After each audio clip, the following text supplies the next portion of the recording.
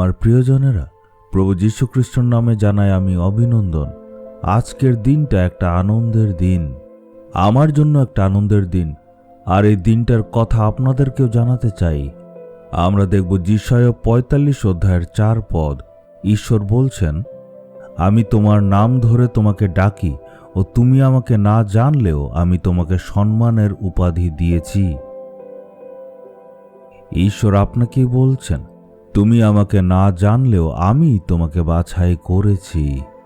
এই বাক্যটা আপনার জন্য, আমার জন্য আশীর্বাদের বাক্য।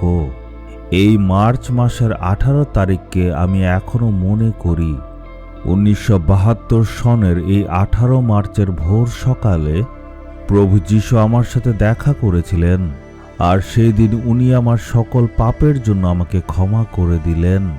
আর সেই দিন ঈশ্বর আমাকে তার সন্তান হিসাবে গ্রহণ করলেন, আমার জীবনে পরিত্রাণের আনন্দ দিলেন। তাই এই দিনটাকে আমি কখনো ভুলবো না। আমার নাম ধরে উনি আমাকে ডেকেছেন আর নিজের করে নিয়েছেন। 3 বছর পার হয়ে গিয়েছিল। আমি যখন সুস্থ হয়েছিলাম, খুব ধর্মকর্ম আমি করেছি। যদিও আমি এত ধর্ম করেছিলাম, তারপরেও পরিত্রাণের আনন্দ আমি তখনও পাইনি। এখনও যদি আমরা দেখি, অনেক খ্রিস্টীয় বিশ্বাসীদের একই অবস্থা। তারা অনেক ধরনের ধর্মকর্ম ঠিকই করে, মণ্ডলীতে সবসময় যায়, কিন্তু প্রশ্ন হচ্ছে প্রভুর সাথে ব্যক্তিগত সম্পর্ক আছে কিনা। আমার জীবনেও পরিস্থিতি ঠিক এমনটাই ছিল। আমি অনেক রকম ধর্ম করেছি, আমি মণ্ডলী সবসময় যেতাম, কিন্তু তারপরেও আমার পাপ ক্ষমার যে উপলব্ধি, অভিজ্ঞতা, সেটা ছিল না। কিন্তু ঈশ্বর তার অনুগ্রহের কারণে আমার সাথে দেখা করলেন, আমার পাপের ব্যাপারে আমাকে সচেতন করলেন, ক্ষমা করলেন।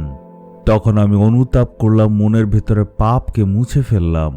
ঈশ্বর আমার সকল পাপ আমার থেকে দূর করে দিলেন।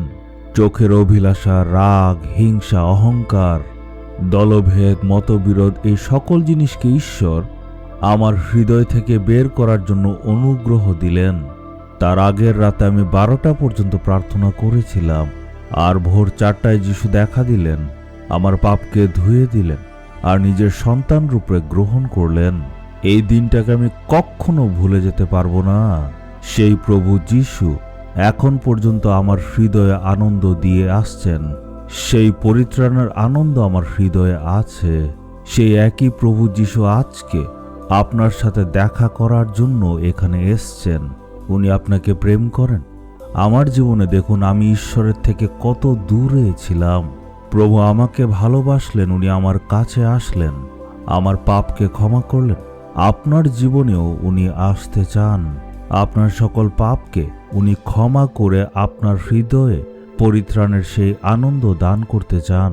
এই জন্য পুরো মন দিয়ে আপনি প্রার্থনা করুন, সেই আনন্দ যাতে আপনার জীবনে আসতে পারে। প্রভু, আমার পাপকে আপনি ক্ষমা করে দিন। এমনভাবে বললে আপনার জীবনের সকল পাপ থেকে ঈশ্বর ক্ষমা দেবেন। চলুন প্রার্থনা করি। হে পিতা ঈশ্বর, আপনার এই ছেলে আর আপনার এই মেয়ে নিজের জীবনকে অর্পণ করেছে। তারা তাদের সব পাপকে স্বীকার করে আপনার কাছে এসছে। তাদের জীবন থেকে তাদের পাপকে দূর করে দিন, তাদের হৃদয়কে পরিষ্কার করুন, পাপ ক্ষমা করুন। আমি আজকে প্রার্থনা করি, তাদের হারানো আনন্দকে আপনি আবার ফিরিয়ে দিন। এই প্রার্থনা প্রভু যিশুর নামে চাইলাম। Amen, amen.